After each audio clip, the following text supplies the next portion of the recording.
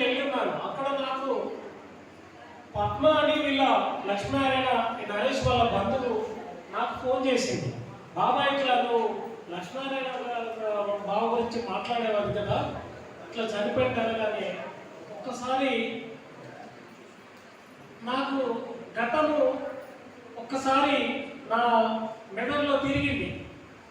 ఏమిటి లక్ష్మీనారాయణ గారు 1982లో నుండి పరిచయం అయితే మోత్కూరులో ఆయన ఒక ఉద్యమం సాగింది.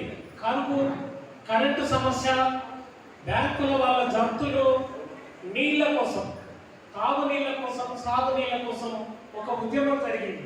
ఆ ఉద్యమంలో ఆయన అనేక పాటలు రాసిండు. బుర్రకథ చెప్పిండు, తదనంత రామాయణం చెప్పిండు.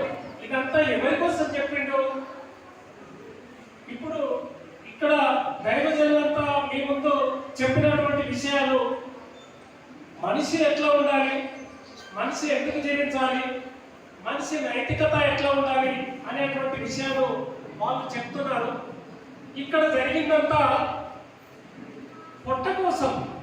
రైతుల బతుకులేదు, రైతు లేకుంటే రాజ్యమే లేదు. రైతులు మోటార్లు కాలిపోయి మరి అష్ట కష్టాలు పడుతున్నారు. బ్యాంకుల వాళ్ళు మేడ మీద ఉన్న పుస్తకాలు కూడా లాక్కపోతున్నారు, ఇండ్ల దర్వాజాలు కూడా కొడుతున్నారు. మరి ఇట్లాంటి పరిస్థితుల మధ్యన ఏం చేసిండు అంటే ఆయన మీకు ఒక లక్ష్మీనారాయణ గారు రాసిన పాట ఒక చరణం పాడి. ఎండిపాయను రా నల్గొండ జిల్లాలో కాలముగాక, మండిపాయను రా నల్గొండ జిల్లాలో కాలముగాక, మండిపాయను రా బాబులు గమ్మిత పంటలు రా, గుండెలు మండలు రైతుకు వెండురా, ఎక్కడ చూసిన ఏమి లేదురా, మారేదెప్పుడు మన బతుకింకా, మాయ చేసను మన ప్రభుత్వము, ఎండిపాయను రా నల్గొండ జిల్లాలో కాలముగాక, మండిపాయను రా. అంటే మొత్తం ఎండిపోయింది జిల్లా అంతా. ఈ రకంగా ఉన్నటువంటి దాన్ని మరి ఏం చేయాలి? ఓట్ల కోసమని వచ్చినప్పుడే, సీట్ల కోసమని నోట్లు ఇచ్చి, సీట్ల వెక్కగానే సాట్లు పెట్టి చేసి ప్రజలకు ఎంతో మోసం, వేషం మార్చటి మోసకారులు ఎండిపాయను రా అని ఈ రకంగా ఆయన పాటలు రాసి పాడుతున్నప్పుడు, ఇంకా చుట్టూ సూర్యమండలం, నట్టనడుమ నల్లగొండ, నల్లగొండ దిమ్మతి, నాయకుల గమ్మతి అంటే రోడ్ల మీద రోడ్డు పోస్తారు, ఇక్కడ వేసుకుంటూ పోతుంది, అక్కడ రోడ్డు పోతుంది అనేటువంటి పాట. ఇంకొక పాట, రాగమెత్తో ఈ రాములన్న, ఓ రాములన్న, ఓ రైతన్న నువ్వు రాగమెత్తు, నీ రాగమెత్తో ఈ రాములన్న, ఎండిన పంటను ఎగడగా చూడక రాగమెత్తో ఈ రాములన్న, కన్నీరు పెట్టొద్దు రాములన్న, నువ్వు ప్రభుత్వాన్ని నిలదీసి అడుగు, నిగ్గదీసి అడుగు, లేకపోతే నీ బతుకు లేదు, లేకపోతే ఈ దేశానికి అంటే రైతేడ్చిన రాజ్యము, ఎత్తేడ్చిన యువసము అది ముందుకు పోదు అని చెప్పి మన పెద్దలు నానుడు ఉన్నది.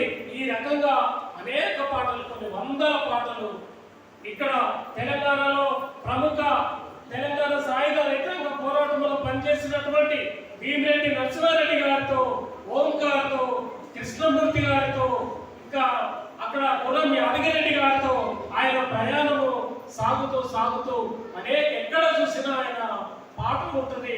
మనం ఒక విషయం చెప్తే ఆ విషయం మీద నిమిషాల్లో పాట రాసి పాడి వినిపించి ఇతరుల చేత పాడించేటువంటి గొప్ప గొప్ప ఆర్ట్, ఒక కళ ఆయనలో లక్ష్మీనారాయణ గారిలో ఉన్నది. కుటుంబ పరంగా వచ్చినప్పుడు మేము చూసినాం, చాలా కష్టాలు పడుతూనే ఆయన మేము రాత్రుల్లో మీటింగులు పెడితే అక్కడ ఆయన గ్రామాలకు వచ్చి ఆ మీటింగుల్లో ఈయన ఏ విషయాలైతే చెప్తున్నాడో ఆ విషయాలను, బుర్రకథలను, వీధి నాటకాలను, అనేక విషయాలను చెప్తూ వస్తున్నటువంటి పరిస్థితి ఉంది. ఈ సందర్భంగా లక్ష్మీనారాయణ గారికి జోహార్లు చెప్పడానికి నేను ఇక్కడికి వచ్చాను. లక్ష్మీనారాయణ గారికి జోహార్లు, వారి కుటుంబానికి, వారి కూతురులకి, మరి గణేష్ కుటుంబ సభ్యులందరికీ నేను నా సానుభూతిని తెలియజేస్తూ ఈ అవకాశం ఇచ్చిన పెద్దలకు ధన్యవాదాలు తెలుపుతూ ముగిస్తున్నాను.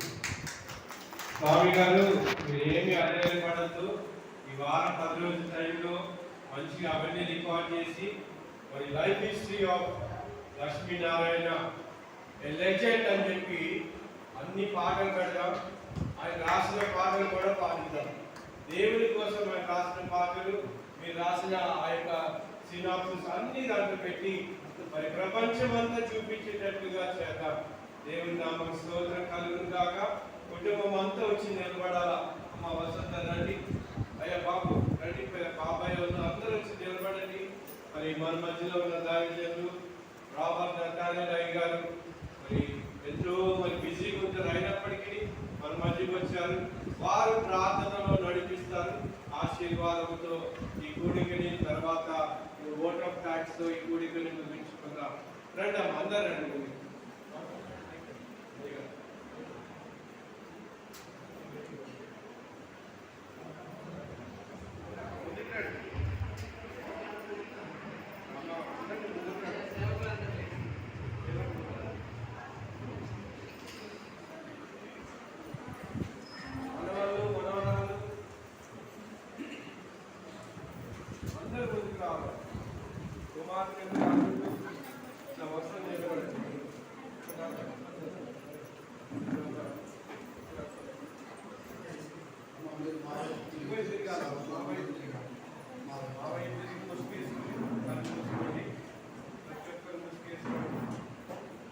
దేవుని పరిశుద్ధ నామానికి మహిమ కలుగును గాక.